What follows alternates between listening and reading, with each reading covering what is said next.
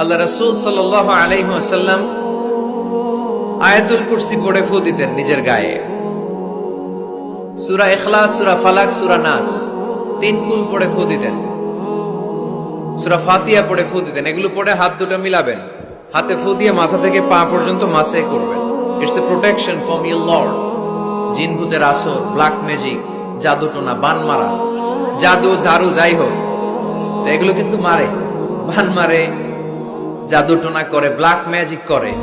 এগুলো থেকে আমাদের সোনামণিদেরকে আমরা প্রোটেকশন করাবো কিভাবে? ওদেরকে শিখাই দিব। সূরা ফাতিহা পড়ে, আয়াতুল কুরসি পড়ে, তিন কুল পড়ে তুমি হাতের মধ্যে ফু দিবা।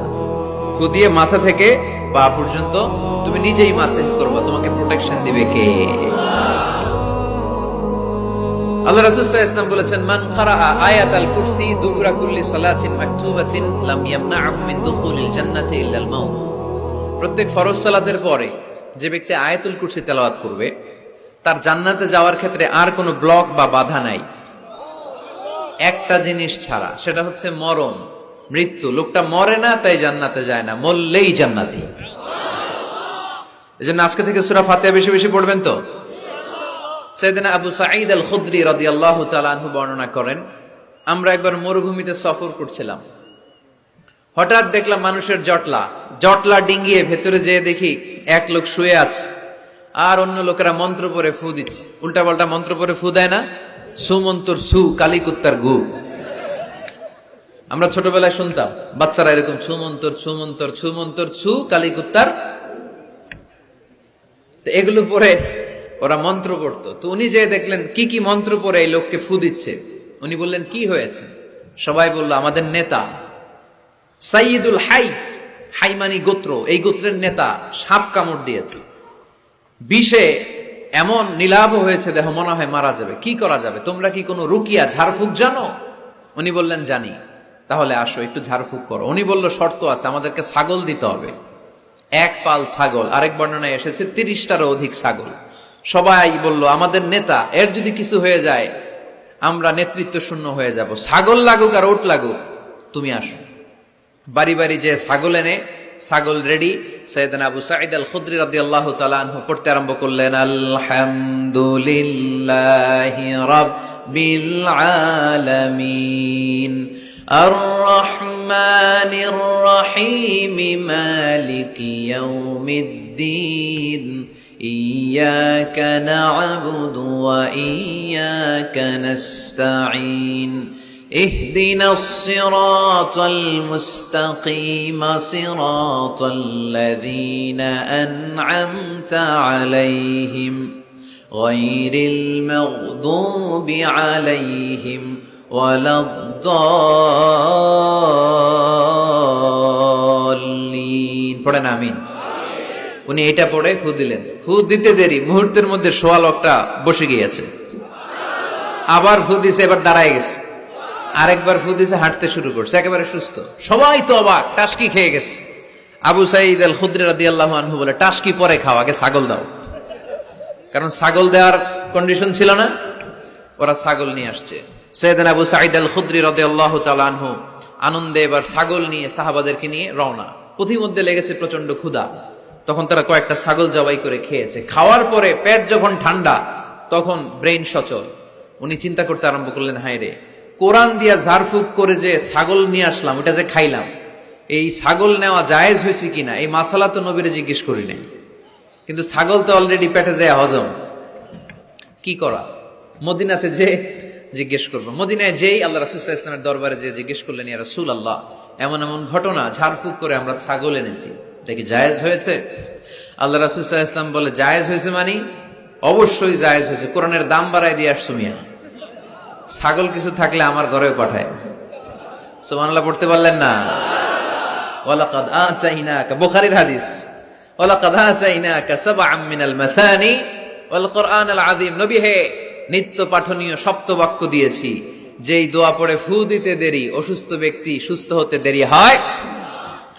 এজন্য আল্লাহ ইরশাদ করেন, অনুনাজ্জিলু মিনাল কুরআনি মা হুয়া শিফাউন ওয়া রাহমাতুল লিল মুমিনিন ওয়া লা ইয়াজিদুয যালিমিনা ইল্লা খাসারা। এই কোরআনকে আমি শিফা হিসেবে নাজিল করলাম, এই কোরআনকে আমি রহমত হিসেবে নাজিল করলাম, এই কোরআনকে আমি তোমাদের জন্য হেদায়েত হিসেবে নাজিল করলাম। তোমাদের কোরআন রহমত এনে দিবে, বরকত এনে দিবে, শিফা এনে দিবে, কিন্তু জালেমদেরকে কিছু এনে দিবে না। ঠিক কি না? ওয়ালা ইয়াজিদিল যালিমিনা ইল্লা খাসারা। জালিমদের অকল্যাণ করবে, জালিমদের কল্যাণ নাই এই কোরআনে। জালিম যদি হেদায়েতের নিয়তে কোরআন পড়ে তাহলে কল্যাণ পাবে, তা না হলে কল্যাণ পাবে না। তো এখন থেকে আমরা যদি অসুস্থ হয়ে যাই, যেই সূরাটা পড়ে আমরা ঝাড়ফুঁক করব, সূরাটার নাম আরো জোরে বলেন, ফাতিহা। আসলে প্রতিদিন এই সূরাটা পড়ি, এই সূরাটার তাৎপর্য কি, মর্মবাণী কি আমাদের জানার দরকার আছে না? কিন্তু আমরা অনেকেই জানি না। জানি? আরব বিশ্বে দেখবেন ওনারা যখন তারাবির সালাত পড়ে, আযাবের আয়াত আসলে কাঁদে, জান্নাতের আয়াত আসলে দরাজ গলায় তেলাওয়াত করে। আপনারা কি করেন? আমরা করি না। কারণ ওনারা কি পড়ছেন সেটা তাৎপর্য আর মর্মবাণী ওনারা অনুভব করছেন। গত বছরের আগের বছর না, গত বছর আমি হজে শায়েখ আব্দুর রহমান আসুদাইসির পেছনে নামাজ পড়লাম। উনি যখন সূরা কুরাইশ তেলাওয়াত করছেন, ফালিয়াবুদু রাব্ব হাযাল বাইত, এটা বলে তিনি কেঁদে দিলেন। কারণ উনি অর্থ বুঝতে পেরেছেন, আয়াতের অর্থ ফালিয়াবুদু রাব্ব হাযাল বাইত, এই কাবা ঘরের মালিক আল্লাহর ইবাদত করো, এই ঘরের রবের ইবাদত করো। আর ওই ঘরের সামনে দাঁড়িয়ে উনি ইমাম, উনি ওই ঘরের সামনেই দাঁড়ানো আর পড়তেছে এই ঘরের রবের ইবাদত করো। এটা যখন অনুভব করলেন, উনি আর নিজেকে ধরে রাখতে পারলেন না, উনি কান্না জুড়ে দিলেন। উনার পেছনে আমরাও কাঁদতে লাগলাম, কারণ ইমাম যেদিকে মুসল্লিও সেদিকে, উনিও কাঁদে আমরাও কাঁদি, কারণ অর্থ বুঝতেছি তো। আবার জান্নাতের আয়াত আসলে এমন সুরের ঝংকার তুলে তিনি তেলাওয়াত করে, মনে হচ্ছে যেন এখনই উপর থেকে রহমত নাজিল হচ্ছে। ঠিক কিনা? কিন্তু আমরা যখন তারাবির সালাত পড়ি, আমাদের কখন যে আযাবের আয়াত গেল, কখন যে জান্নাত গেল, আর কোন দিক দিয়ে জাহান্নাম গেল, কোন দিক দিয়ে ইউসুফ নবীর কাহিনী গেল, কোন দিক দিয়ে আমার নবীর ঘটনা গেল, কিছু টের পাই? শুধু আমরাই টের পাই না এমনটা না, যিনি পড়াচ্ছে উনিও টের পায় না। ঠিক কিনা? এজন্য আমাদের চোখ দিয়ে দাঁড় দাঁড় করে পানি নামে না, আমরা অশ্রুসিক্ত হই না। জান্নাতের আয়াত আসলে আমাদের মজা লাগে না, কোরআনটারে মজা লাগাইতে হবে। ঠিক কিনা? বুঝতে হবে মাতৃভাষায়। স্মার্টফোন ইউজ করেন কারা কারা দেখি? ওরে আল্লাহ, সবাই স্মার্ট তো দেখি, এত স্মার্ট মানুষ এখানে থাকে। তো এই স্মার্টফোনের ভেতরে কিন্তু কোরআনের অ্যাপস ডাউনলোড করা যায়। কোরআনের অ্যাপস ডাউনলোড করবেন, করে আপনি পড়বেন, যা বলার আল্লাহ সব বলে দিয়েছে, নতুন করে আর কিছু বলবে না। বলবে?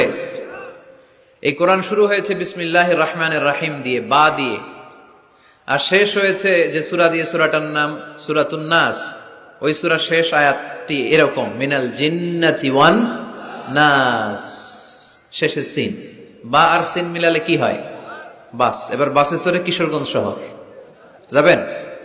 এই বাস কি ওই বাস না, এই বাস মানে যথেষ্ট, বাস মানে এনাফ, সাফিসিয়েন্ট।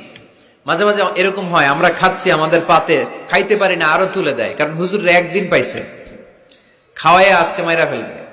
তো আমরা বলি বাস বাস, আর লাগবে না ভাই, আর পারছি না, বাস মানে যথেষ্ট আমার জন্য।